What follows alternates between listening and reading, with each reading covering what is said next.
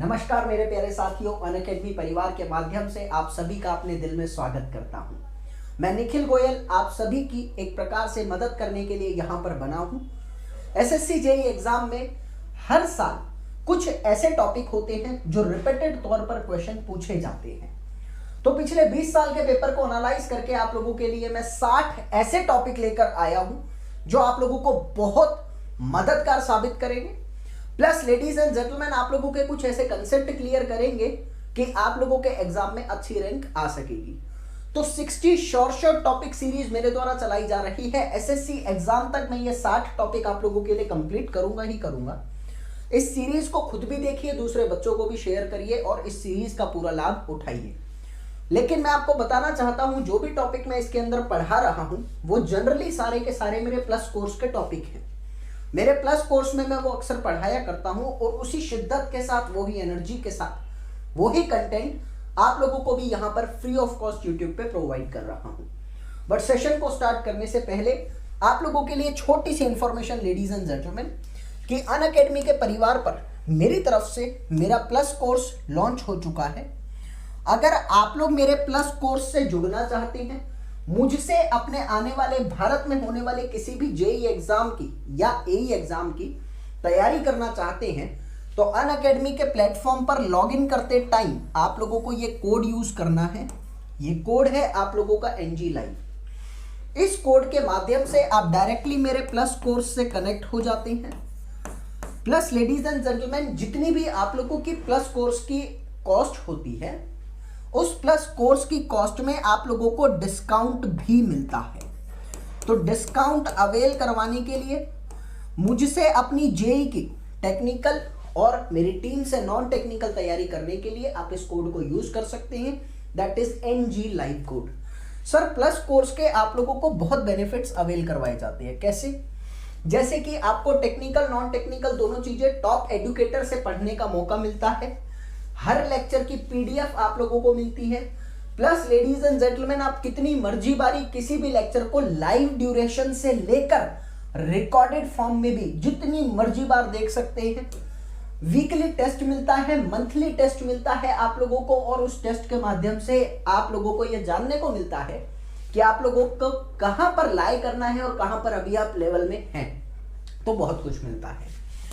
आप लोगों को डेडिकेटेड डाउट क्लियरिंग सेशन मिलते हैं, live on live interaction teacher के साथ आप अपने डाउट को भी क्लियर कर सकते हैं।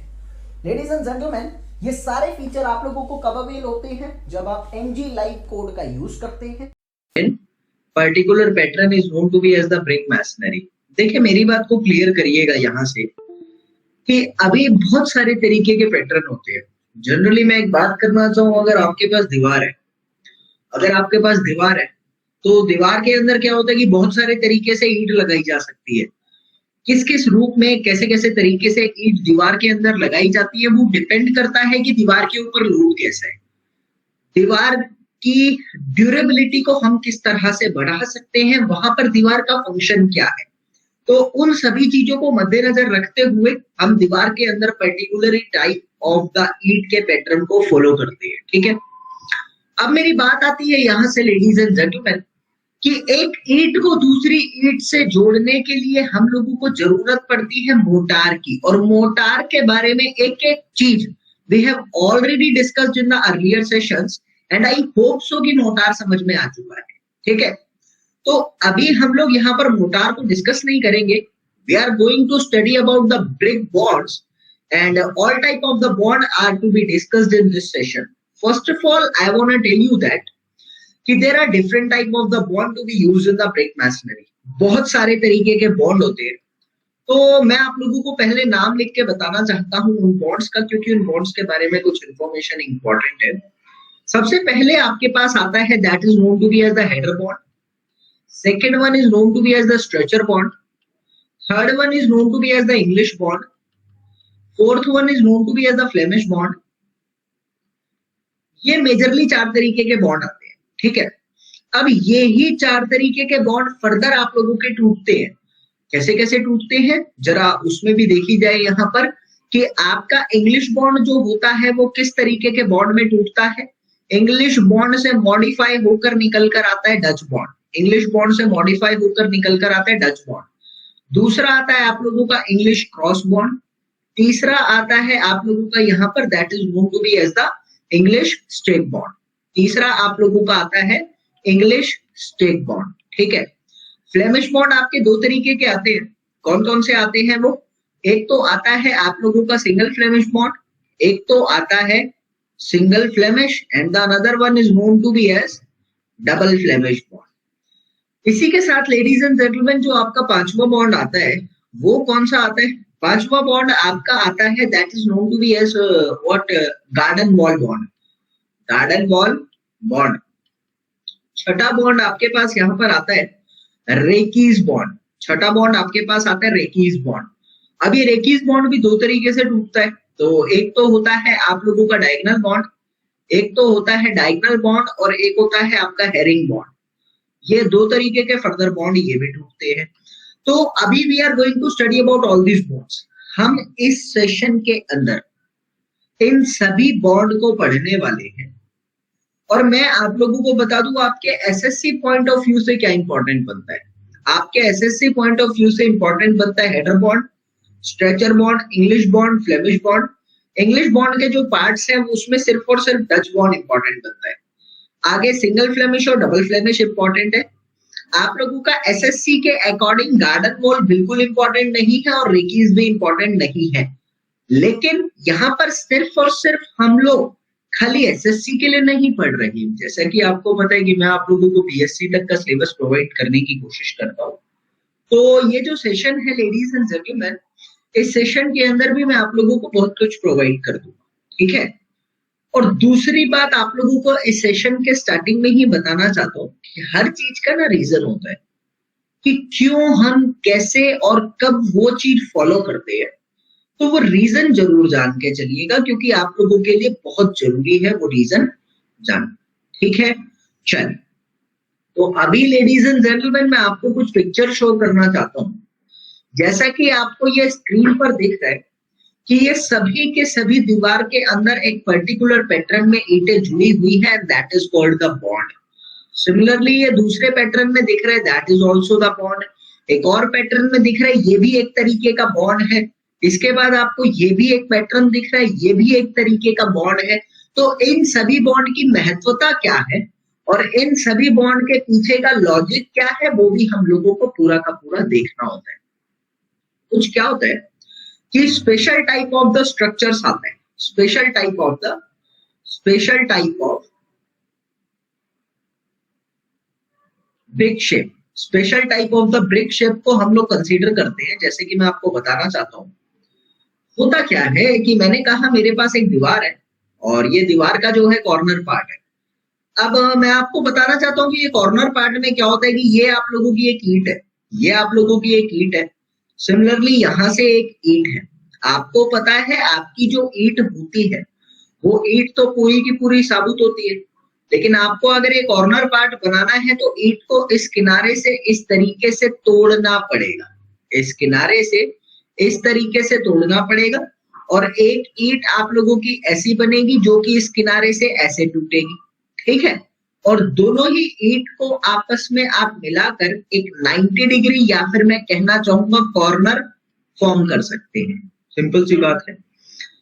या फिर मैं आप लोगों को कहना चाहूंगा लेडीज एंड जेंटलमैन कि अगर आप लोगों को जैसे मैंने कहा कि एक पूरी की पूरी एक बॉन्ड की वॉल चल रही है, मतलब मैंने कहा कि जैसे जैसे ये पूरा का पूरा स्ट्रक्चर चल रहा है तो ऐसे ऐसे करके ना आप लोगों की ये दीवार चल रही है।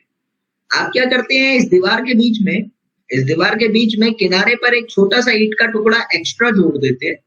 क्यों? क्योंकि आप ये टुकड़ा जोड़कर अपने किनारों को और मजबूत बनाना चाहते हैं। तो ये जो एक्स्ट्रा टुकड़ा है ये पूरी ईंट तो नहीं है, ये जो एक्स्ट्रा टुकड़ा आप लोग जोड़ रहे हैं ये क्या कर रहे हैं, आप कॉर्नर को स्ट्रेंथफुल कर रहे हैं। कॉर्नर स्ट्रेंथनिंग के लिए किनारे ज्यादा ताकतवर आ जाए क्योंकि लोड किनारों पर बहुत ज्यादा पड़ता है, अभी मैं आप लोगों को समझाऊंगा अभी। तो इन कॉर्नर्स को ज्यादा ताकतवर बनाने के लिए आप एक स्पेशल टाइप का टुकड़ा यूज कर रहे हैं एंड दैट टुकड़ा इज व्हाट, ये बनता ईंट से ही है। ईंट को छोटा सा कुछ शेप में तोड़ने से ये टुकड़ा आपका बनता है। तो ऐसे में देख रहा हूं कि ना ईंट को तोड़कर हम लोग यूज करते हैं, तो वो जो टूटी हुई ईंट होती है उनको जो हम यूज कर रहे हैं तो उन टूटे हुए टुकड़ों के बारे में भी जानना हमारे लिए बहुत आवश्यक होता है ईंट के टॉपिक से पढ़ने से पहले। तो चलिए उन टॉपिक के बारे में हम लोग जानते हैं, ठीक है। अभी बात आती है, सबसे पहले मैं आप लोगों को बताना चाहता हूं कि सपोज ये आप लोगों की एक ईंट है और ये ईंट आप लोगों की कुछ इस तरीके की चल रही है,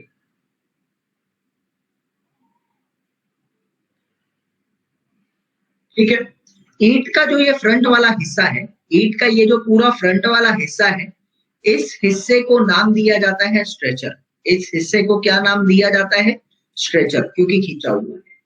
और ये वाला जो आपकी ईंट का हिस्सा है, इस हिस्से को नाम दिया जाता है हेडर। ये आप लोगों को याद रखना है, ठीक है। तो अभी मेरी बात को क्लियर करना, जब एक पूरी ईंट होती है आपके पास, तो इस ईंट को नाम दिया जाता है फुल बेड। इस ईंट को नाम दिया जाता है फुल बेड। अगर इस ईंट में से आप लोग ये 1/4 हिस्सा निकाल देते हो, मतलब ये वाला हिस्सा आप लोग हटा देते हो, सिर्फ और सिर्फ आपकी ईंट के ऊपर ये 3/4 हिस्सा रह जाता है, तो इसको नाम दिया जाता है 3/4 bed.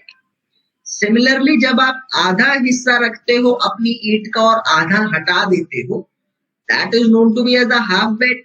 That is known to be as the half bed. और जब आप अपनी ईंट का सिर्फ 1/4 हिस्सा रखते हो, तो उसको बोला जाता है 1/4 बेड, ठीक है। ये चीज आप लोगों को याद रखनी है। क्या बताया मैंने अभी? Full bed, half bed, 3/4 bed और 1/4 बेड। अब इनका यूज कहां कहां पर होता है मैं आप लोगों को फर्दर धीरे धीरे पढ़ाता रहूंगा, लेकिन अभी के लिए ये नाम जानना आप लोगों के लिए बहुत जरूरी है। अभी मेरी बात आती है लेडीज एंड जेंटलमैन, क्या होता है कि आपकी ये ईंट है, सपोज ये मैंने कहा ये आपकी एक ईंट है, और इस ईंट को जब आप लोग बीच में से काट देते हो, जब इस ईंट को बीच में से काट देते हो, तो काटने के बाद आपकी ये ईंट इस तरीके की हो जाती है 2 हिस्सों में। 2 हिस्सों में इस तरीके की हो जाती है, ठीक है।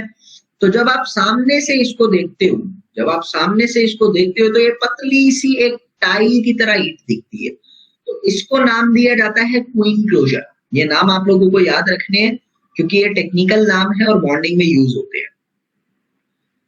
Queen closer half, queen closer half.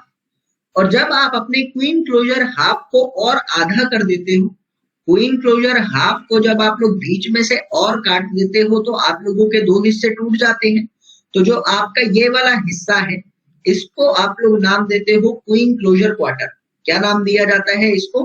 Queen closer quarter. तो ये चीज आप लोगों को याद रखनी है, ठीक है। लेडीज एंड जेंटलमैन, तीसरी चीज इसके बाद मेरी आती है, that is known to be as, कि अभी आपकी ईंट है, अभी आप लोगों का ये ईंट है। ईंट का ये वाला हिस्सा कौन सा है? हेडर पोर्शन है, और ये वाला हिस्सा कौन सा है? स्ट्रेचर पोर्शन है। जब आप अपनी ईंट के हेडर पोर्शन और स्ट्रेचर पोर्शन को काट देते हैं, या तो आप इसको इस तरीके से काटते हैं, या फिर मैं कहना चाहूंगा अपने इस पोर्शन को आप लोग इस तरीके से काट देते हैं, ठीक है। तो ये दोनों ही पोर्शन क्या नाम से कहलाता है आपका? इन दोनों ही पोर्शन को हम लोग कहते हैं किंग क्लोजर। इन दोनों ही पोर्शन को हम लोग कहते हैं किंग क्लोजर, जहां पर स्ट्रेचर का आधा और हेडर का आधा रह जाता है और आधा पोर्शन आप लोग निकाल के फेंक देते हैं। That is what? That is the king closer. ये क्या है? ये फेंका हुआ हिस्सा है। अभी मैं आपको पिक्चर भी शो कर दूंगा तो चीजें ज्यादा क्लियर रहेंगी। अब मेजर बात आती है लेडीज एंड जेंटलमैन, 1 मिनट का सब्र करिएगा, मैं आया, बस 1 मिनट में आया मैं, ठीक है। हाँ जी, अब मेरी बात आती है यहां से कि अगर आप लोगों की ये ईंट है, अगर आप लोगों की ये ईंट है और अभी आप अपनी ईंट को कुछ इस हिस्से से काट रहे हैं कि आपका ये वाला किनारा और हेडर के आधे तक जा रहा है, इस पोर्शन को आप लोग क्या कर रहे हैं? काट रहे हैं। इस पोर्शन को आप लोग काट रहे हैं, तो इसको नाम दिया जाता है ladies and gentleman, that is known to be as the bevelled brick. That is the bevelled brick. और अगर सेम ईंट है आपके पास, और अगर आप अपनी ईंट को कुछ इस हिसाब से तोड़ रहे हैं, काट रहे हैं कि आप लोगों का ये वाला हिस्सा जो है ये यहां से स्ट्रेचर के आधे तक काट रहा है, स्ट्रेचर के आधे तक काट रहा है, इसको नाम दिया जाता है मेटर्ड ब्रेक, इसको नाम दिया जाता है मेटर्ड ब्रेक। अब मैं धीरे धीरे करके आप लोगों को एक बार ब्रेक्स दिखा देता हूं, उसके बाद 2-3 ब्रेक्स के फंक्शनिंग के बारे में मुझे चीजें क्लियर करनी पड़ेंगी, तो वो मैं आप लोगों से क्लियर कर लूंगा, ठीक है। चलिए, तो अभी मेरी बात आती है यहाँ पर, सबसे पहली ईंट आप लोगों को जो दिखा रखी है वो कौन सी ईंट है, वो है आप लोगों की फुल बेड। दूसरी आप लोगों को जो दिखा रखी है, आप देख सकते हैं कि 1/4 हिस्सा काट रखा है, 3/4 हिस्सा रखा हुआ है, इसको नाम देंगे 3/4 बेड। यहाँ पर आप देख सकते हैं कि ये वाला जो हिस्सा आपको दिख रहा है, साफ दिख रहा है कि सबसे नीचे एक ईंट है ऐसे, वो है आपका फुल बेड, ये है आपका 3/4 बेड, ये है आपका 1/2 बेड और ये है आपका 1/4 बेड। Got it? कोई डाउट नहीं आना चाहिए। इसके बाद आपको जो ये ईंट दिखा रखी है, आप यहां से देख सकते हैं कि ये पूरी ईंट है कुछ इस तरीके के, इमेजिनेशन पावर का यूज करके। तो स्ट्रेचर का आधा और हेडर का आधे का हिस्सा कटा हुआ है, इसको नाम दिया जाता है किंग क्लोजर। इसको क्या नाम दिया जाता है? King closer. King closer use कहां पर होता है? किंग क्लोजर यूज कहां पर होता है, चलो मैं बाद में लिखवा देता हूं आप लोगों को, पहले आप पिक्चर देख लो बस। उसके बाद आप देखेंगे कि ये पूरी ईंट थी आप लोगों की ऐसे, और ये पूरी ईंट प्यारे दोस्तों आप लोगों की आधी काट दी गई है। इसको क्या नाम दिया था हम लोगों ने? Queen closer. क्या नाम दिया था? Queen closer half. Queen closer half. और ये क्या है? Queen closer quarter. Queen closer quarter. ये ईंट है जहां एक किनारे से लेकर स्ट्रेचर तक का आधा पोर्शन काट दिया जाता है। इसको क्या नाम दिया था हम लोगों ने? That break is known to be as the mitred break. That break is known to be as the mitred break. ये आपको समझना है। अभी लेडीज एंड जेंटलमैन, ये कौन सी है? एक किनारे से लेकर जब हेडर तक का आधा हिस्सा आप लोग काट रहे थे, एक किनारे से लेकर हेडर तक का आधा हिस्सा जब काट रहे थे, तो इसको नाम दिया गया था बेवल्ड ब्रेक। समझ में आ गया ओरिजिनलिटी के साथ कि ब्रेक्स हम लोग कैसे कैसे क्या करते हैं। अब एक पेज पर नोट करके साथ के साथ डाटा लिखते रहिएगा कि पहले तो मेरी बात आती है कि ये जो मेरे 3/4 बैट है, हाफ बैट है, 1/4 बैट है, ये मैं कहाँ यूज करता हूं? ये आप लोगों को यूज करना है दीज बॉन्ड्स, या फिर these are used in stretcher course. These are used in the stretcher course. अभी लिख लो, फिर मैं आपको समझाऊंगा एक एक चीज। स्ट्रेचर कोर्स, ये हमेशा स्ट्रेचर कोर्स में यूज होता है। दूसरी मेरी बात आती है कि मेटर्ड ब्रेक का यूज कहां पर किया जाता है? मेटर्ड ब्रेक का यूज कहां पर किया जाता है? Formation of a corner. Formation of corner, corner की फॉर्मेशन में आप लोग इसका यूज करते हैं। तीसरा आप लोगों का आता है किंग क्लोजर का यूज कहां पर किया जाता है आप लोगों का? किंग क्लोजर का जो यूज होता है, किंग क्लोजर कहां यूज किया जाता है? चौखट के केस में।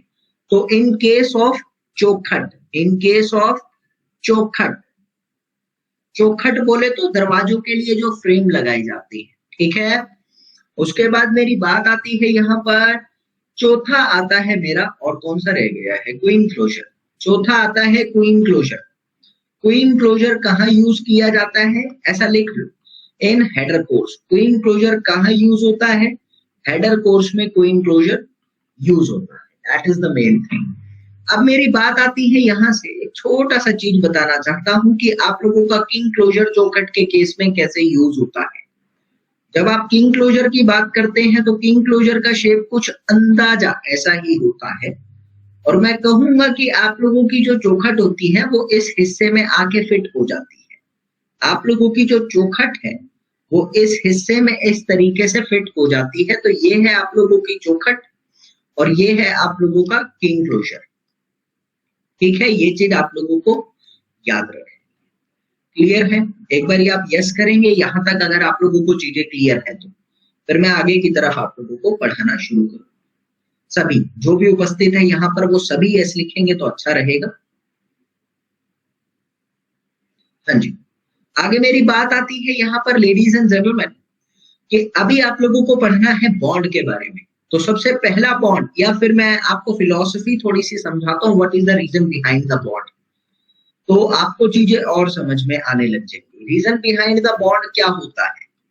देखिए, बॉन्डिंग के पीछे का रीजन एक ही होता है, और मैं एक शब्द लिखना चाहूंगा, that is known to be as the load distribution. Now what is the load distribution? Load distribution क्या और किस तरह से होता है? सपोज मैंने कहा कि आपके पास एक दीवार है, और ये दीवार में आप लोगों ने ईंट कुछ इस तरीके से लगा रखी है। तो एक चीज पढ़ने से पहले आप अपने दिमाग में पहले ही भर लीजिएगा कि load is always distributed by the joints. Load हमेशा कहां से डिस्ट्रीब्यूट होता है? Load is always distributed by joints. हमेशा जॉइंट से ही लोड का डिस्ट्रीब्यूशन होता है, कभी सेंटर पार्ट से नहीं होता। जैसे मैंने कहा, आप लोगों का ये ईंट है, आप लोगों का ये ईंट का ऐसे ऐसे कोर्स बना रखा है, आप लोगों ने यहाँ पर ये इस तरीके का कुछ है, ठीक है। आपने कहा कि whenever you are going to place the load over this wall, then this load will be going to transfer by the joints। ये लोड किस तरह से ट्रांसफर होगा? ये लोड यहाँ चलेगा, यहाँ चलेगा, फर्दर ये यहाँ जाएगा, यहाँ जाएगा, फर्दर ये यहाँ और यहाँ ऐसे जाएगा। सो आई विल से दैट कि ये लोड जो है ये आप लोगों का कुछ इस तरीके का पैटर्न फॉलो कर रहा है। यहाँ से एक स्टेयर केस पैटर्न फॉलो होता आ रहा है आप लोगों का। You can understand from the picture itself. मेरी बात को समझने का प्रयास करिएगा। लोड आप लोगों का इस तरीके से फॉलो हो रहा है, और ये लोड चलता चलता कहाँ की तरफ जा रहा है?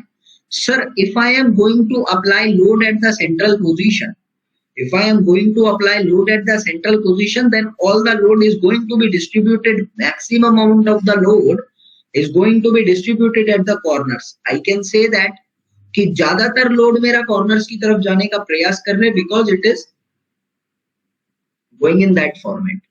So I am saying that कि लोड मेरा इस तरीके से फैल रहा है, एक ही पोर्शन पे लोड नहीं आ रहा, load is just continuously increasing, or the area under the load is continuously increasing, hence pressure will be going to decrease, and when the pressure will be going to decrease, bearing capacity will be more। So I can say that ki all the load is actually going towards the corner portion, hence I can say that ki if it consumes the corner portion, then we need to strengthen the corner, we need to strengthen the corner। तो strengthen का मतलब हमें corner को ज्यादा ताकतवर बनाने की आवश्यकता है। क्यों? क्योंकि मेरे प्यारे दोस्तों, कॉर्नर पर आप लोगों का लोड बहुत ज्यादा एकत्रित हो जाता है, जिसके कारण दिक्कत हो सकती है। मैंने क्या बोला यहाँ पर कि इसी कंसेप्ट को मद्देनजर रखते हुए आप लोग क्या करते हैं, आप लोग लेडीज एंड जेंटलमैन जब भी एक कोर्स बनाते हैं, मेरी बात को समझना अभी, जैसे मैंने कहा ये आप लोगों का एक दीवार का कोर्स चल रहा है, और यहाँ पर आप लोगों ने स्ट्रेचर बॉन्ड अप्लाई किया है। जैसे मैंने कहा कि अभी आप लोग स्ट्रेचर और हेडर बॉन्ड अप्लाई करना चाहते हैं, तो जब आप लोग स्ट्रेचर और हेडर बॉन्ड अप्लाई करते हैं, या फिर मैं कहना चाहता हूं ladies and gentleman stretcher bond he apply करते हैं, तो आप लोग क्या करते हैं? जैसे मैंने कहा ये आप लोगों का स्ट्रेचर बॉन्ड आ रहा है, पूरा का पूरा स्ट्रेचर बॉन्ड आ रहा है। तो अभी मेरी बात को समझने का प्रयास करिएगा, दिक्कत में फंसने वाले हो तुम लोग। तुम्हें पता है यहाँ पर कि तुम्हारे स्ट्रेचर की जो लेंथ है वो इतनी है, तुम्हारे स्ट्रेचर की लेंथ जो है इतनी है, कंपेयर करना मेरी बात को। तो अगर तुम्हारे ये एक स्ट्रेचर है और दूसरा स्ट्रेचर है, तीसरा स्ट्रेचर है, चौथा भी है और पांचवा भी है, तो अगर तुम इसके नीचे वाली दीवार को शुरू करते हो, अगर तुम इसके नीचे वाली दीवार को शुरू करते हो, तो तुम्हें अपना स्ट्रेचर रखना है। स्ट्रेचर बोलो तो पूरी की पूरी ईंट रखनी है, तो तुम्हारी पूरी की पूरी ईंट जो है वो ठीक इसके नीचे वाले पोर्शन पे आ जाएगी। मेरी बात को समझना, अगर तुम्हारी ये ईंट ठीक इसके नीचे वाले ज्वाइंट पे आ जाती है, तो सारा लोड एकदम से नीचे ही पड़ जाएगा, डिस्ट्रीब्यूट नहीं होगा लोड, क्योंकि नीचे ज्वाइंट है।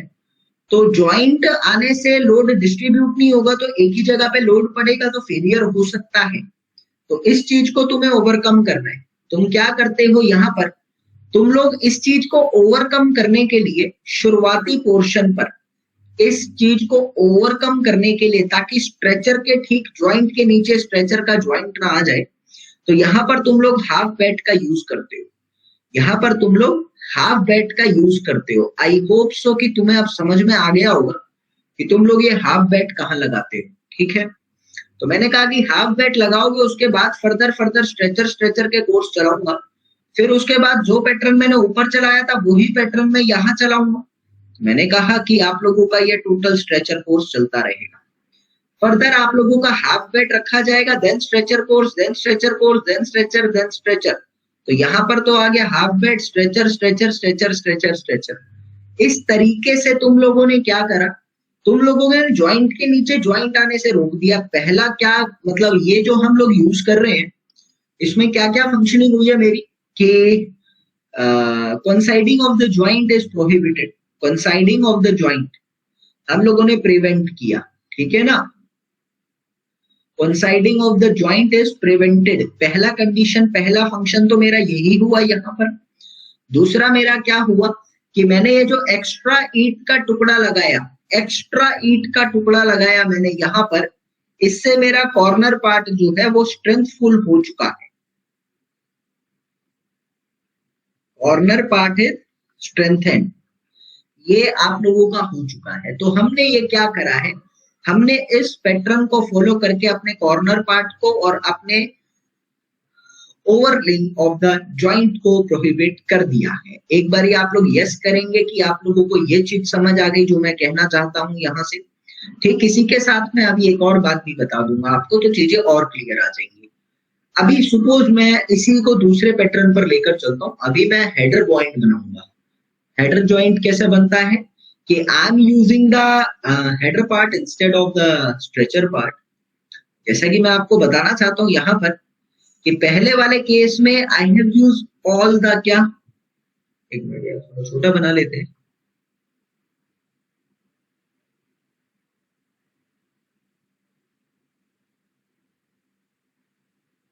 जी, अभी क्या है कि मैं यहाँ पर सारे के सारे हेडर यूज कर रहा हूँ, एक हेडर, दूसरा हेडर, तीसरा, चौथा, ऐसे all the headers are being placed.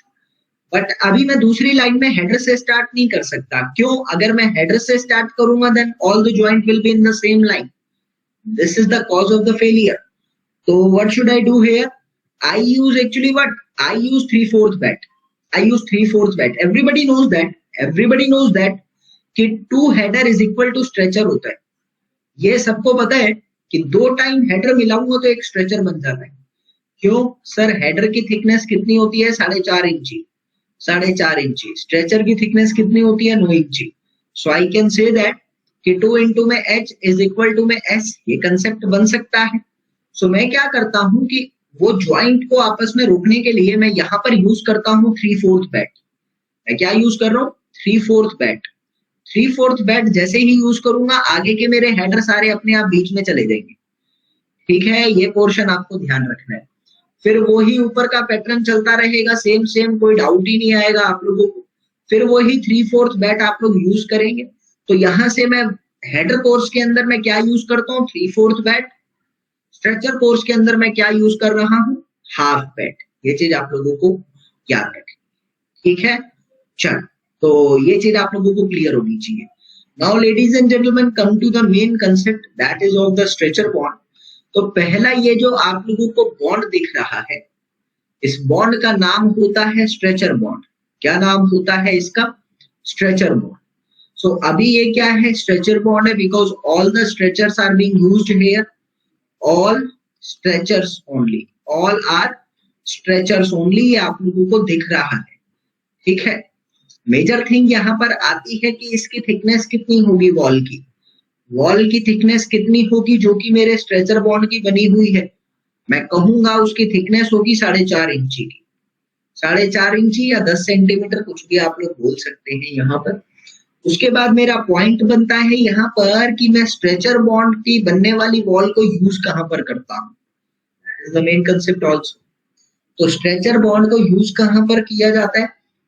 Stretcher bond को हम लोग यूज कहां पर करते हैं?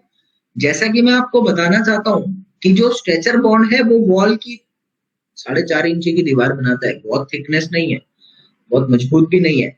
4.5 इंची की दीवार कहाँ यूज होती है? 4.5 इंची की दीवार यूज कहां पर होती है? कोई बच्चा बताएगा मुझे?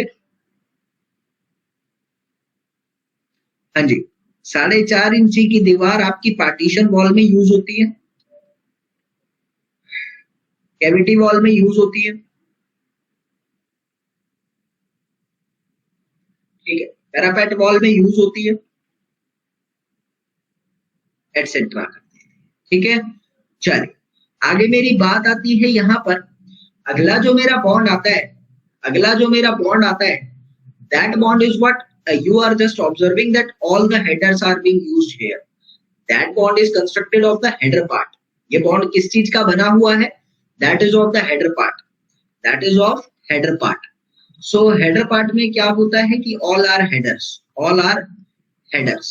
अभी हेडर है तो इसकी थिकनेस कितनी होगी दीवार की? 9 इंची। थिकनेस कितनी होगी दीवार की जो इस बॉन्ड की बनी होती है? दैट इज इंपॉर्टेंट पार्ट है 9 इंची की वॉल।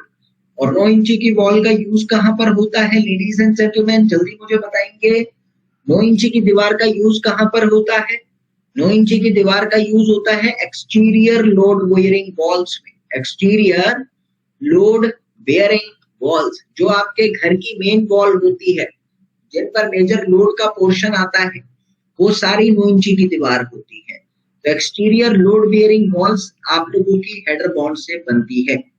अब इसी के साथ मैं आप लोगों के कुछ टेक्निकल क्वेश्चन यहाँ बनाना चाहता हूँ कि which one is better, which is better, header और स्ट्रेचर। पहला क्वेश्चन बनता है मेरा यहाँ पर ये कि हेडर और स्ट्रेचर में से बेटर कौन है। So I will suggest you that everybody is better. Both are best on their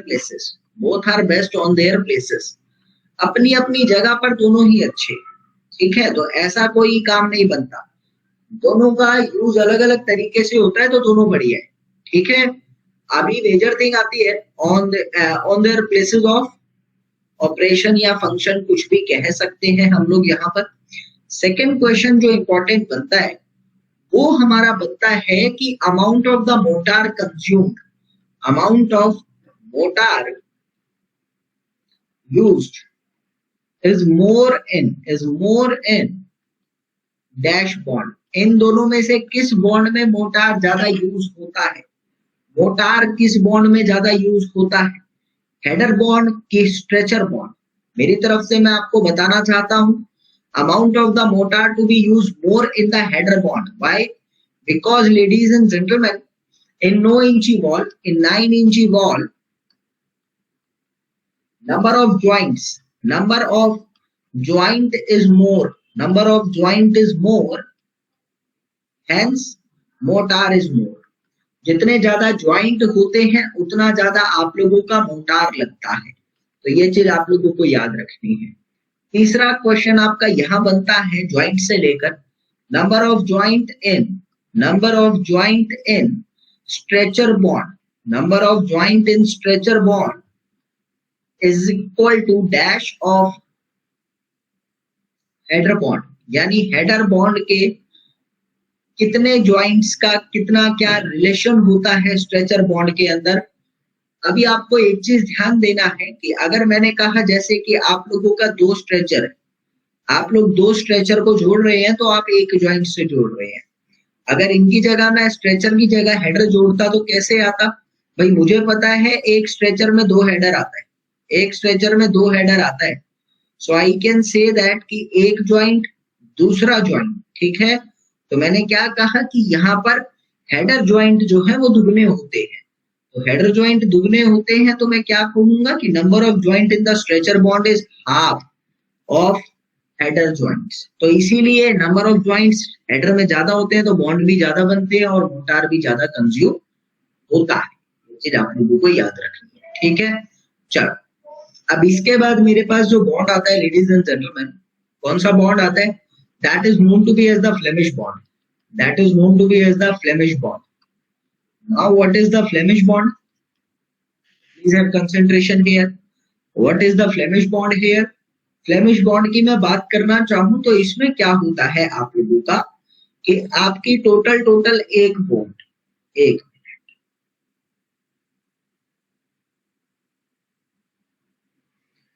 minute. अभी क्या होता है कि आपका एक स्ट्रेचर एक हेडर, एक हेडर, एक स्ट्रेचर, हेडर स्ट्रेचर, इस तरीके से ये बॉन्ड आपका चलता रहता है, जैसे कि आप पिक्चर में देख सकते हैं। तो alternate stretcher and header in each course. I will say that alternate stretcher and header in every course is being used here. तो अभी एक प्रॉब्लम आती है, मैं आपको उस प्रॉब्लम से रूबरू कराना चाहूंगा यहाँ पर कि आप लोगों का ये सपोज एक वॉल है और इस वॉल के अंदर आप लोग ये बॉन्ड दे रहे हैं। हाँ जी, अभी बात आती है यहाँ पर लेडीज एंड जेंटलमैन कि होता क्या है। सपोज मैंने कहा आप header stretcher then header then stretcher, header stretcher header stretcher header और स्ट्रेचर से पास आउट करवा रहे हैं। तो अगला आपको क्या करना पड़ेगा, यहाँ पर कॉमन सेंस कहता है मेरा कि अगला आप लोगों को स्ट्रेचर हेडर फिर स्ट्रेचर फिर हेडर फिर स्ट्रेचर फिर हेडर से पास करवाना पड़ेगा। ठीक है, अब क्या होता है कि आप लोग एक चीज का गौर फरमाइएगा लेडीज एंड जेंटलमैन। अभी आप लोगों ने यहाँ पर देख लिया कि आप लोगों का ओवरलेइंग ऑफ द बॉन्ड हो सकता है। कैसे, देखो ऊपर है आपका हेडर, नीचे है आपका स्ट्रेचर। ऊपर है आपका हेडर, नीचे है आपका स्ट्रेचर। भाई आपको पता है टोटल यहाँ से यहाँ तक का कितना डिस्टेंस हो गया, यहाँ से यहाँ तक का डिस्टेंस कितना हो गया, 13.5 इंच। यहाँ से यहाँ तक का डिस्टेंस कितना हो गया, 9 + 4.5 = 13.5 इंच। सर अगर मैं एक हेडर और एक स्ट्रेचर को आगे पीछे कर देता हूं तो कोई फर्क नहीं पड़ता, ये डिस्टेंस भी मेरे पास 13.5 इंच का आ चुका है। तो आप देखेंगे कि ये दो बॉन्ड जो है ये एक दूसरे के ऊपर नीचे आ रहे हैं। And it is seriously a drastic condition for me that there should not be the overlying of the joints, because if the joint come under one joint, then it can be the cause of failure. So what is my duty here? My duty is to eradicate this overlying of the joint. What should I need to do here? I need to place one part of the brick, that is the small part of the brick in between these points, so that what? So that ये joint खत्म हो जाए। तो मैं क्या करता हूं, मैं इस पोर्शन को इस प्रॉब्लम से इरेडिकेट करने के लिए what should I do here? I use to the part of the queen closer here. मैं क्या करता हूं यहाँ पर, फिर मैं यहाँ पर आप लोगों का क्वीन क्लोजर यूज करूंगा। कैसे, देखो ये आया, इस तरीके से कोई पार्ट आया आपका। मैंने क्या करा कि यहाँ पर एक हेडर आया, हेडर के बाद एक छोटा सा पार्ट लगा दिया, that is Q. Now what is Q here? Q is the queen closer, Q is the queen closure. Now another stretcher, then header, then stretcher, then header, चलता रहेगा। आगे मैं क्या कर रहा हूं, मैं यहां से अभी स्ट्रेचर हेडर, फिर क्या होता है, फिर आप लोगों की ओवरलाइन नहीं होती। स्ट्रेचर हेडर स्ट्रेचर, फिर वही करूंगा, मैं क्वीन लगा दूंगा यहाँ पर एक छोटा सा हेडर, फिर वही पार्ट लगाता रहूंगा जो मुझे जरूरत पड़ रही थी। आप लोगों के ये चीज समझ आई है तो आप जल्दी से थम्स अप करेंगे मुझे यहाँ पर लेडीज एंड जेंटलमैन, क्योंकि एक एक चीज को समझना अनिवार्य है। ठीक है, तो अभी मैंने क्या करा, वही फंक्शनिंग जो मेरे दो पार्ट हो रहे थे मैंने दोनों को परफॉर्म कर दिया है। ठीक है, अभी आपको ये चीज समझ में आ चुकी है, that is the main thing. मेरी बात आती है कि what is the functioning of the Flemish bond here? First of all, I need to tell you that what is the thickness of this wall. What is the thickness of this wall? This wall is having the thickness of what? जल्दी मुझे बताएंगे प्यारे दोस्त। This wall is having the thickness of what? Sir एक header आ रहा है और जहां पर भी हेडर आएगा I will suggest you that there is one wall thickness, यानी 9 इंच की दीवार है। कितने की है? 9 इंच की थिकनेस। ठीक है, चलो अभी इसी के साथ में एक और बॉन्ड पढ़ाता हूं आपको, फिर उसके बाद मैं और ज्यादा डिटेल में आऊंगा। Sir the bond which is being displayed to you on the screen is called what? This bond is known to be as what? This bond is known to be as the English bond. I will suggest you that this is called English bond. Now what is this in English bond? You are observing that all the header are being placed here. All the header are being placed here. So SSSS HHHH, यानी you can say that alternate stretcher course and header course are being placed. वहां पर क्या था? alternate stretcher and header in one course. There is alternate stretcher and header course in one place. In alternate in wall, ऐसा लिख लो, in this bond. तो एक header एक स्ट्रेचर, एक हेडर एक स्ट्रेचर आपका आता रहता है। यहाँ पर मैं आप लोगों को बताना चाहता हूँ वही सेम पैटर्न हम लोग फॉलो करते हैं। What is the pattern that we follow here, कि one is the header course and one is the stretcher course here, one is the header, one is the stretcher. So अभी जब मैं stretcher को use करता हूँ, header को use करता हूँ यहाँ, तो एक हेडर के बाद एक क्वीन प्लेस कर देता हूँ, एक हेडर के बाद एक क्वीन प्लेस कर देता हूँ ओवरलैपिंग को हटाने के लिए। फिर वही सेम पैटर्न फॉलो करता रहता हूँ, ऑल आर हेडर हेयर, ठीक है। अनदर क्या होगा सर, स्ट्रेचर। अनदर क्या होगा आप लोगों का, अनदर आपका स्ट्रेचर चलता रहेगा, stretcher stretcher, everything is stretcher and same pattern is here, one is header one is queen, one is header one is queen. थोड़ा सा बनाने में दिक्कत हुआ है तो आप इसको ओवरलैपिंग मत करिएगा, ठीक है। तो आप हिसाब लगा सकते हैं अपने आप से, मेरे ख्याल में कोई प्रॉब्लम नहीं आएगा, ठीक है। Everybody is header here. So this bond is what, this is called the English bond, this is called English bond, ठीक है। अभी बात आती है यहाँ पर इसका थिकनेस कितना होता है। इसका थिकनेस आपके अकॉर्डिंग कितना बनेगा, इट्स थिकनेस इज अबाउट 9 इंची बॉल, इसका थिकनेस भी आपका 9 इंची का बनेगा, ठीक है। अभी मेरी बात को क्लियर करना यहाँ से, 10 इंची नहीं होता, 9 इंची होता है, ठीक है। अभी बात को क्लियर करना यहाँ से कि there is a difference between English and the Flemish bond, I need to discuss with you.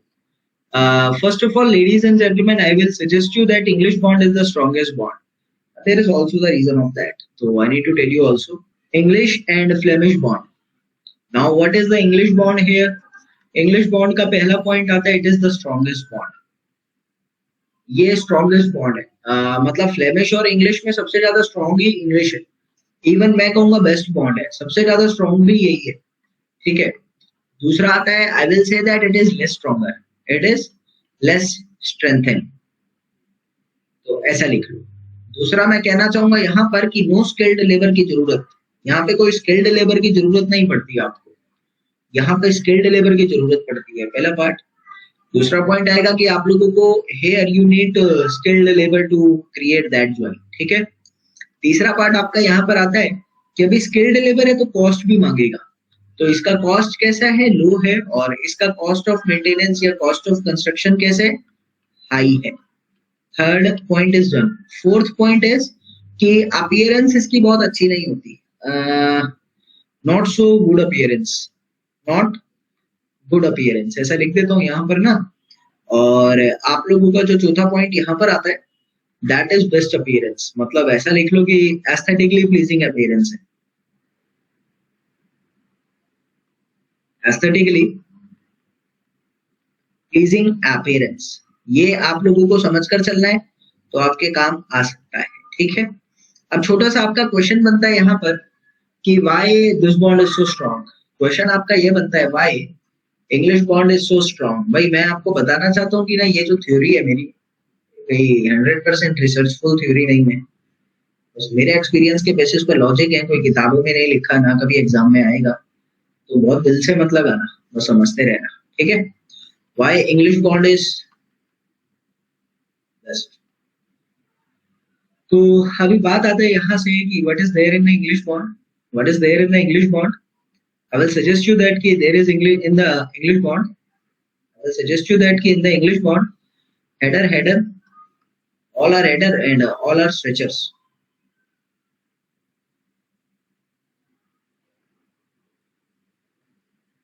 ठीक है ना। तो अभी होता क्या है कि अगली लाइन में भी फर्दर आपका हेडर आएगा, all the headers are there in the अगली line, all headers further all stretchers, further all stretchers. तो अभी मेरी बात को समझना कि whenever you are going to place the load over here, then what will be there कि आप लोगों का टोटल इस तरीके से लोड ट्रांसफर होगा। एक एग्जांपल के तौर पे समझा रहा हूँ, आपका लोड इस तरीके से ट्रांसफर होगा, फर्दर ये लोड ऐसे जाएगा, फर्दर ये लोड ऐसे जाएगा, और फर्दर ये लोड ऐसे जाएगा, फर्दर ये लोड ऐसे जाएगा। अब कंपेयर करके समझाना चाहूंगा मैं यहाँ पर। हाँ भाई सुनो, होता क्या है कि तुम लोगों को एक चीज तो पता है प्यारे दोस्त, कि आप लोगों का टोटल क्या होगा कि जब ये लोड आ रहा है इधर, जब ये लोड आ रहा है इधर, तो तुम्हें पता है कि after being passing through the stretcher course, एक स्ट्रेचर कोर्स से पास करने के बाद आप लोगों का ये हेडर कोर्स की तरफ जा रहा है। हेडर कोर्स में जब ये जा रहा है लेडीज एंड जेंटलमैन, तो एक चीज तो समझना कि एक तो जा रहा है ये वाला पोर्शन, सपोज ये वाला पोर्शन यहाँ पर जा रहा है हेडर कोर्स में, यहाँ से ट्रांसफर हो रहा है, आप इस पोर्शन को देखो। तो जब आप इस पोर्शन पे जा रहे हैं तो आपको पता है कि ये वाला जो लोड है ये आपका नीचे तो जा ही रहा है, क्या ये साइड में नहीं जाएगा? बिल्कुल जाएगा। क्यों? क्योंकि जितना डिस्टेंस इसको नीचे जाने में मिल रहा है हेडर, उतना ही डिस्टेंस इसको यहाँ भी मिल रहा है। जितना डिस्टेंस इसको नीचे जाने में मिल रहा है उतना ही डिस्टेंस इसको हॉरिजॉन्टली जाने में भी मिल रहा है। तो इंग्लिश बॉन्ड की बेनिफिट यही बनती है मेरे पास कि आप लोगों का जो हेडर बॉन्ड की तरफ ट्रांसफर होता है वो लोड और ज्यादा डिस्ट्रीब्यूट होता है। लोड जो है वो थोड़ा सा ज्यादा डिस्ट्रीब्यूशन फॉलो करता है, क्योंकि उसको जितना डिस्टेंस नीचे जाने के लिए चाहिए हेडर का, उतना ही डिस्टेंस इसको हॉरिजॉन्टली जाने के लिए भी चाहिए, क्योंकि यहाँ पर भी हेडर ही चलना है। तो सपोज आपका ये लोड आया, ये लोड यहाँ पर जा रहा है पूरा, ये अगले में नहीं जाता, ये एक्चुअली में इसी में ट्रांसफर होने की कोशिश करता है। तो होता क्या है कि आप लोगों का जो टोटल लोड है वो अभी 2 जगह की जगह 4 बारी रिप्लेसमेंट करता है, 4 बारी डिस्ट्रीब्यूट होता है। तो more is the distribution of the load, more is the safer condition. So I can say that कि due to this distribution English bond is the best. समझ आया कि नहीं आया? यस करके लिखना एक बारी। चलिए, अब मेरी बात आती है यहाँ से लेडीज एंड जेंटलमैन कि नेक्स्ट जो मेरा बॉन्ड आता है, पहले मैं आपको क्लासिफाई करवा देता हूँ। फ्लेमिश बॉन्ड आप लोगों के 2 तरीके के होते हैं। फ्लेमिश बॉन्ड आप लोगों के 2 तरीके के होते हैं। One is known to be as the single Flemish, one is known to be as the single Flemish, and the another one is known to be as the double Flemish. Now, what is single and what is double? I have a concentration here. Single Flemish में क्या होता है कि जो आपका front side होता है, front view होता है ना, 2 व्यू होता है बॉल का, एक बैक व्यू एक फ्रंट व्यू। तो जो आपका फ्रंट व्यू होता है, front side, that is in the Flemish category. वो फ्लेमिश बॉन्ड ही होता है, वो फ्लेमिश अपीयरेंस देता है। लेकिन जो आपका बैक साइड होता है सिंगल के अंदर, वो इंग्लिश अपीयरेंस देता है। ठीक है, तो एक इंग्लिश और एक फ्लेमिश होता है। डबल में क्या होता है कि जो आपका बैक साइड होता है, बैक साइड जो होता है एंड फ्रंट साइड, दोनों के दोनों साइड, बैक साइड और फ्रंट साइड जो होता है आप लोगों का,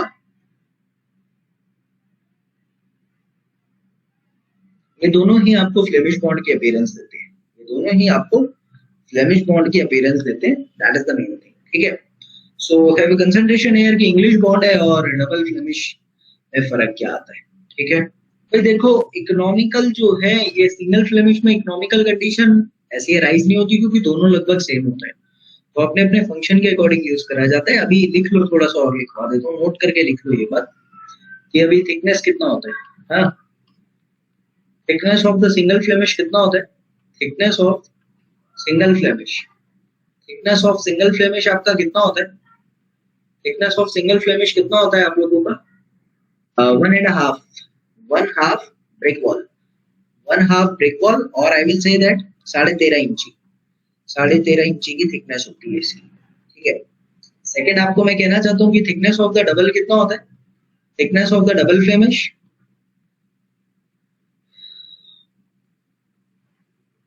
18 इंची। Thickness of the double Flemish कितना होता है? 18 इंचेस। ठीक है, ये बात आपको पता होनी चाहिए। सो क्लियर है? बस ये अभी बात आती है यहाँ पर कि नेक्स्ट कौन सा आता है आप लोगों का? Next one is known to be as the Dutch bond. Next one is known to be as the Dutch bond. Now what is Dutch bond? Have a concentration here. अगला जो आता है आप लोगों का, that is the Dutch bond. So Dutch bond किसका category है? Dutch bond आप लोगों का इंग्लिश का मॉडिफिकेशन है। I will sentence here as the कि it is the modification of the English bond. Modification of English bond, it is what? It is the modification of English bond, nothing else. ठीक है, अभी बात को clear करना। होता क्या है कि आप सबको पता है कि लेडीज एंड जेंटलमैन की हमें करना क्या होता है यहाँ पर, आप सबको पता है कि कॉर्नर पार्ट को मोर स्ट्रेंथन बनाना होता है ना। मेन एम क्या है इसका? एम क्या है? To make corner part more strengthful, corner part को ज्यादा ताकतवर बनाना, मोर स्ट्रेंथफुल, कॉर्नर पार्ट को ज्यादा ताकतवर बनाना ही इसका मेन एम आता है। तो वो चीज आपको ध्यान रखनी है। आगे मेरी बात आती है, कुछ नहीं है, it is a kind of the English bond, it is English bond. ठीक है, but what you are doing here कि in the English bond there is the stretcher force, आपको दिख रहा है कि स्ट्रेचर फोर्स है। इस स्ट्रेचर फोर्स में लास्ट में आप क्या करते हैं, एक क्वीन लगा देते हैं, लास्ट में क्वीन क्लोजर लगा देते हैं दोनों तरफ। whenever I'm going to use the queen closure here कि I can say that कि आपने एक क्वीन लगाया, फिर स्ट्रेचर फोर्स चला, फिर एक क्वीन लगाया, फिर स्ट्रेचर फोर्स चला, फिर एक क्वीन लगाया, फिर स्ट्रेचर फोर्स चला, इस तरीके से चल रहा है। तो यू विल से दैट कि इसका जो कॉर्नर पार्ट होता है, इसका जो कॉर्नर पार्ट होता है वो ज्यादा स्ट्रेंथफुल बन जाता है। And this bond is known to be as the Dutch bond. अभी डच बॉन्ड पिक्चर दिख रही होगी आप लोगों को कि डच बॉन्ड यूज कहां पर हुआ है। आपने देखा होगा पहले की जो ब्रिटिश बिल्डिंग होती थी उनके अंदर पूरी दीवार की चिनाई जो होती थी वो ईंटों की चिनाई करते थे, उसमें आरसीसी यूज नहीं कर रखी थी, हाँ बीम कॉलम दिखता नहीं था। तो उस तरह की जो मेरे पास बिल्डिंग होती थी जो पूरी दीवार पे ईंट की चिनाई होती थी, चिनाई in the sense brick masonry होती थी, सो उस पे हम लोग कौन सा बॉन्ड फॉलो करते थे, उस पे हम लोग डच बॉन्ड फॉलो करते थे। Why do we follow the Dutch bond there? Because ladies and gentleman corner part अगर बहुत ताकतवर आता है, कॉर्नर पार्ट जितना भी है अगर वो बहुत ताकतवर है तो this is acting as a column here. ये कॉर्नर पार्ट अगर बहुत ताकतवर है तो ये कॉलम की तरह एक्ट कर रहे हैं यहाँ पर, मुझे अलग से कोई जरूरत नहीं पड़ रही थी, that's why we use the Dutch bond. तो अभी बात आती थी कि आजकल क्यों नहीं करते, आजकल क्यों नहीं करते।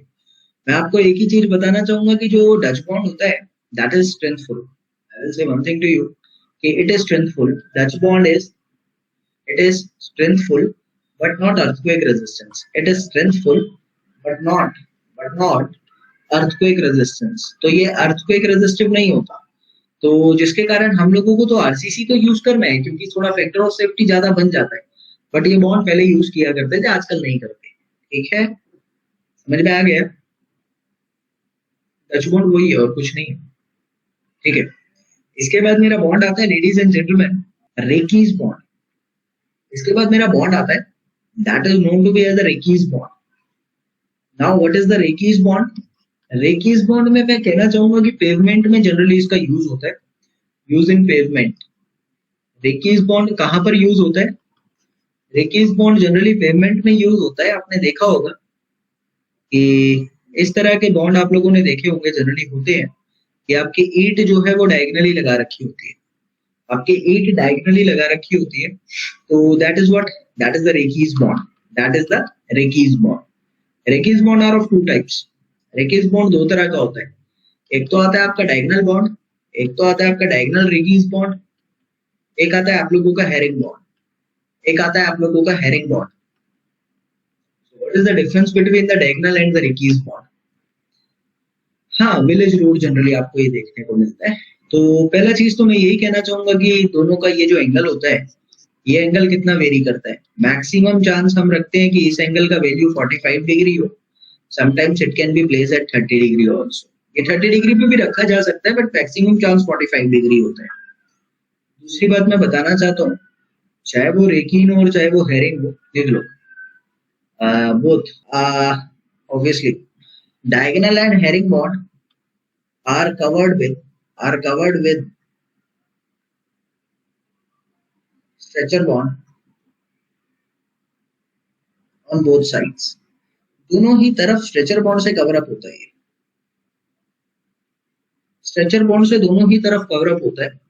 क्यों होता है ऐसा ये? क्योंकि मैं आपको बताना चाहता हूँ, अगर मैं स्ट्रेचर बॉन्ड नहीं लगाऊंगा, अगर मैं आप लोगों का यहाँ पर स्ट्रेचर बॉन्ड नहीं लगाऊंगा, तो आपको पता है कि load is going to be distribute in this direction, load is going to be distribute in this direction, आप लोग देख सकते हैं। ठीक है, तो ये क्या करेगा, ये यहाँ से आपकी ईंटों को निकालना शुरू कर देगा, ये यहाँ से लोड के साथ साथ ईंटें बाहर निकलना शुरू हो जाएगी, तो रोड पे से ईंटें गिरना शुरू हो जाएगी किनारे पे। आप कई बार देखना कि जब हम ये पार्ट निकाल देते हैं, जब हम ये चीज निकाल देते हैं, तो तुम लोग देखना कि वहां से ईंटें गिरना शुरू हो जाता है अपने आप। क्यों? लोड आता है तो लोड के साथ ईंटें स्लाइड करने लग जाता है। मैं आपको बताता हूँ, ठीक है, ये होता है। अभी बात आता है कि why do we use the stretcher bond only, हम स्ट्रेचर ही क्यों यूज कर रहे हैं? तुम लोग देख सकते हो, कॉमन सेंस है, जो तुम्हारा ये लोड है, जो तुम्हारा ये लोड है, ये लोड जो है स्ट्रेचर बॉन्ड एकदम से हॉरिजॉन्टली जा रहा है, स्ट्रेचर बॉन्ड एकदम हॉरिजॉन्टली जा रहा है। तो ये लोड ऐसे आ रहा है और उसको एकदम से ऐसे काट रहा है, या फिर मैं कहना चाहता हूँ कि स्ट्रेचर बॉन्ड जो है वो इस लोड डिस्ट्रीब्यूशन के लिए बैरियर का काम कर रहा है। ऑब्वियसली उसके रास्ते से बिल्कुल परपेंडिकुलर डायरेक्शन की तरफ जा रहे हैं। So I can say that it is acting as a barrier. That's why we are using the stretcher, nothing else. समझ में आ रहा है ना आप लोगों को जो मैं कहना चाहता हूँ? मेरे भावों को समझना बहुत जरूरी है आप लोगों के लिए। मैं कहूंगा कि because stretcher bond acting as, बीच बीच में स्ट्रेचर इसलिए यूज करते हैं कि आप लोगों का जो लोड का डिस्ट्रीब्यूशन है, क्या होता है कि हम सेक्शन डिवाइड करते हैं हर चीज के। मैं अभी समझाता हूँ, 2 मिनट रुक जाओ। Stretcher bond acting as what? Acting as a barrier for the load distribution, acting as a barrier for load. ये लोड के बैरियर की तरह एक्ट करता है, तो उससे आगे लोड ट्रांसफर नहीं होता, बस लोड ऐसे ही ऐसे ट्रांसफर होता है। ठीक है, अब क्या होता है कि हम बीच बीच में स्ट्रेचर क्यों करते हैं कि for the sake of simplicity I can say that कि आपका जब बहुत बड़ा सेक्शन होता है तो you are just going to divide it in this, you are just going to divide it in this. 2 part में आप लोग उसको अपने आप डिवाइड कर लेते हैं। जब बहुत बड़ी स्लैब होती है तो एक्सपेंशन ज्वाइंट देते हो ना, तो आप 2 पार्ट में डिवाइड कर लेते हो। तो ये डिवाइड करने के लिए बीच में स्ट्रेचर बॉन्ड दे दिया, एक हिस्सा और दूसरा हिस्सा आ गया, नथिंग एल्स। एक तरफ अगर बहुत ज्यादा लोड जाता है या एक ही पैटर्न में लोड जाता है तो फेलियर के चांसेस ज्यादा है ना, तो इसीलिए हम लोग क्या करते हैं, बीच में स्ट्रेचर बॉन्ड दे देते हैं कई बार, ताकि वो डिवाइड हो जाए, नथिंग एल्स। समझ आया Devanand?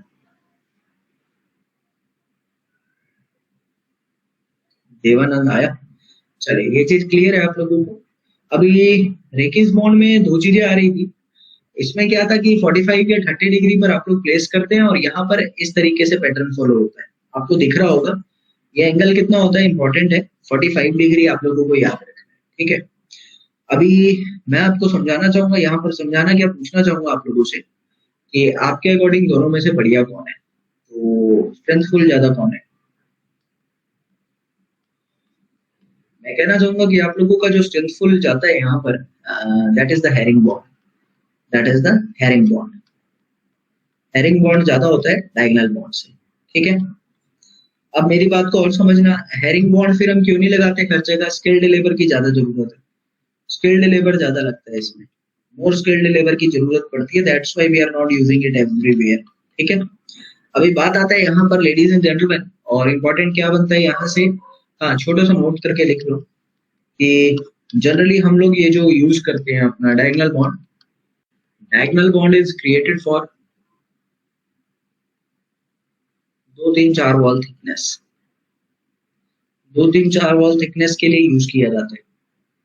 whereas herring bond is created for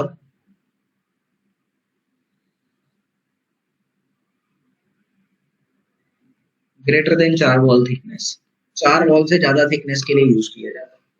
तो ये चीज आप लोगों को याद रखें।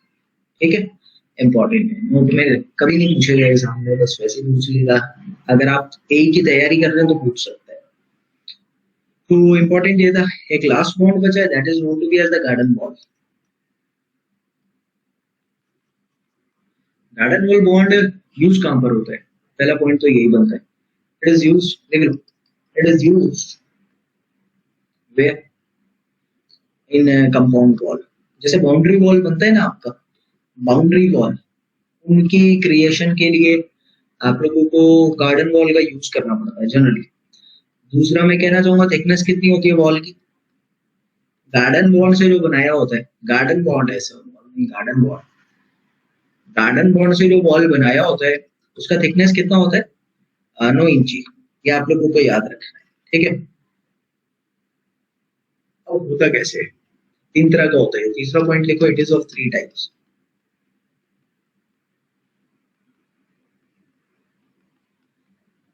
पहला is known to be as the English bond, English garden wall. दूसरा आता है Flemish garden wall. The third one is known to be as what? Third one is the monk wall. Third one is the monk wall. तो 3 तरह का बनता है ये, तीनों को समझने का प्रयास करना, और कुछ नहीं है, बहुत बेसिक है। I will suggest you that कि ये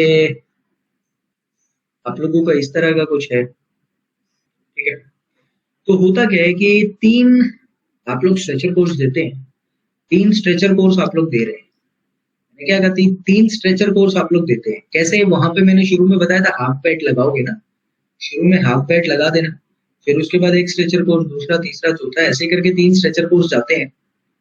3 स्ट्रेचर कोर्स के बाद आप लोग क्या करते हैं, एक हेडर दे देते हैं। 3 स्ट्रेचर के बाद एक हेडर दे देते हैं, बीच में क्वीन प्लेस करेंगे, header queen, further header header header header header, ऐसे करके। ठीक है, तो यहाँ पर ये चीज समझ में आनी चाहिए आप लोगों को। 3 तो आपके आ गए स्ट्रेचर कोर्स, 3 तो आपके आ गए स्ट्रेचर कोर्स, ये क्या है, हाँ सारे के स्ट्रेचर है, और एक आ गया आपका हेडर। तो that is known to be as what, that is the English garden bond, that is the English garden bond. ठीक है, ये चीज आपको समझ में आनी चाहिए। फर्दर फ्लेमिश में क्या होता है, फ्लेमिश में फिर क्या होता है, तो फ्लेमिश में आप लोगों का सेम पैटर्न चलता है, 3 स्ट्रेचर लाइन से फिर एक हेडर। ये चीज मैं समझा देता हूँ आपको, दैट इज इम्पोर्टेंट। हाँ भाई, होता क्या है कि 3 तो आपके स्ट्रेचर चलते हैं लाइन से, एक हेडर चलता है, फर्दर 3 स्ट्रेचर चलते हैं, स्ट्रेचर, हेडर, फर्दर स्ट्रेचर, और फर्दर आगे वो हेडर चलता रहता है, कोई डाउट तो नहीं है ना। यहाँ पर क्या होता है कि ये फर्दर स्टार्ट होता है, वही हेडर से स्टार्ट करना है हमको, ये हेडर से स्टार्ट करेंगे हम इसको, और 3 स्ट्रेचर लगा देंगे, हेडर से स्टार्ट करके 3 स्ट्रेचर, फर्दर एक हेडर, 3 स्ट्रेचर, फर्दर एक हेडर। ठीक है, आगे एक और हेडर। अब क्या होता है, फर्दर यही चलता है। अब मेजर थिंग जो मुझे समझानी है ना यार, वो समझ के अच्छा रहेगा आप लोगों को, कि जो इसके ऊपर प्यारे दोस्तों आपका एक ना गलत बन गया, इसमें मेरे को क्या ध्यान देना था, इसमें मुझे ये ध्यान देना था कि ये आपका स्ट्रेचर है, फर्दर एक हेडर आ रहा है, फर्दर स्ट्रेचर चल रहा है।